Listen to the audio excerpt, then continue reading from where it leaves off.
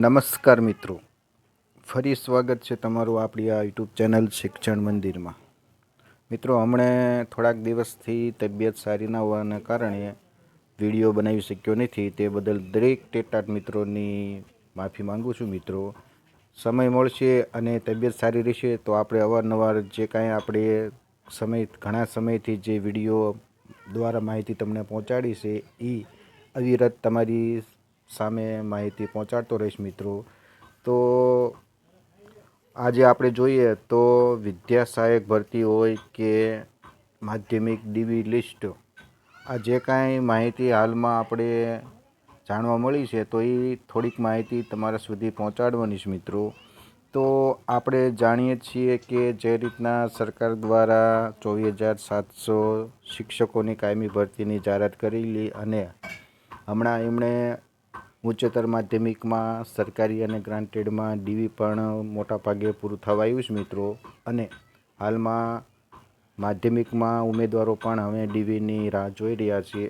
બીજું કે સાથોસાથ આપણે જે ઉમેદવારો દ્વારા શિક્ષણ સહાયકમાં જગ્યા વધારવા બાબતે અવારનવાર ગાંધીનગરમાં રજૂઆતો થતી, તો એ સંધાનમાં જોઈએ તો સરકાર દ્વારા હાલમાં જે કાંઈ જૂના શિક્ષકોની ભરતી થયા બાદ જે કાંઈ જગ્યા ખાલી પડી હતી તો એ જગ્યાને આપણે ચાલુ શિક્ષણ સહાયક ભરતીમાં કન્વર્ટ કરી છે. તો એ આપણા માટે ખૂબ જ સારી વાત છે કે જેમ જગ્યા વધશે તો ઉમેદવારોનું નીચા મેરિટવાળાનો પણ સમાવેશ થશે. મિત્રો, તો આ એક સારી વાત છે.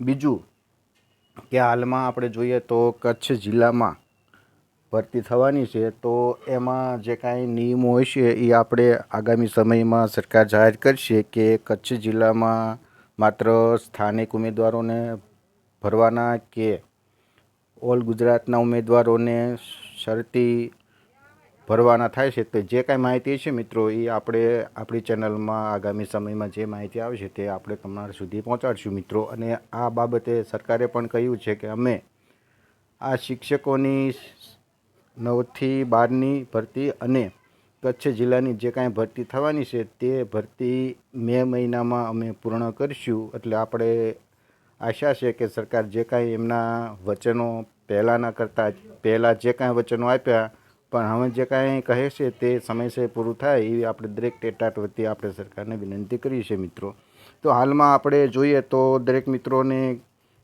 ખ્યાલ જ છે કે ક્રમિક ભરતી હોવાને કારણે જ્યાં સુધી 9થી 12ની ભરતી પૂર્ણ ન થાય ત્યાં સુધી વિદ્યા સહાયકની ભરતીની પ્રોસેસ આગળ વધવાની નથી. મિત્રો, તો આજે જે કાંઈ વિદ્યા સહાયકમાં આપણે જોઈએ તો એક પરિપત્ર સચિવ દ્વારા દરેક રાજ્યની જિલ્લા શિક્ષણ અધિકારી હોય, નગર શિક્ષણ સમિતિ હોય, તો એમને એક પરિપત્ર થયો છે. મિત્રો, તો તેના વિશે થોડીક આપણે માહિતી મેળવવી કે ક્યારે આ જગ્યા બાબતે એમને બોલાયા છે અને કઈ તારીખ સુધીમાં હાજર થવાનું છે. તો તેના વિશે જોઈએ તો મિત્રો, આ પરિપત્ર હાલમાં જાહેર થયો છે, જેમાં વિદ્યા સહાયક ભરતીને લઈને વિષયવાર જગ્યાઓ ખાલી કેટલી છે તો તેની જગ્યાઓ ભરતી બોર્ડને મોકલવા બાબતે એક પરિપત્ર થયો છે. મિત્રો, તો આ માહિતી તમે જાણીતી છે અને પરિપત્ર પણ તમે વાંચી લીધો છે. મિત્રો, તો થોડુંક ક્લિયર બતાતું નથી, પરંતુ આપણે આ બાબતે થોડુંક તમને માહિતી